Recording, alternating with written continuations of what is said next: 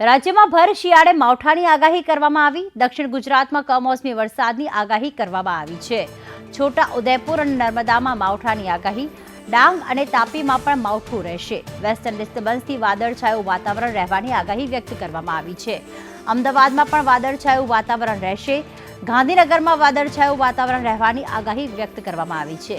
આજે હળવા વરસાદી ઝાપટા રાજ્યના અલગ અલગ ભાગોમાં થઈ શકે છે। ખાસ કરીને દક્ષિણ ગુજરાતના છોટા ઉદેપુર, નર્મદા, ડાંગ અને તાપીમાં માવઠાની આગાહી વ્યક્ત કરવામાં આવી। વેસ્ટર્ન ડિસ્ટર્બન્સના કારણે સમગ્ર રાજ્યમાં વાતાવરણ પણ વાદળછાયું રહેશે।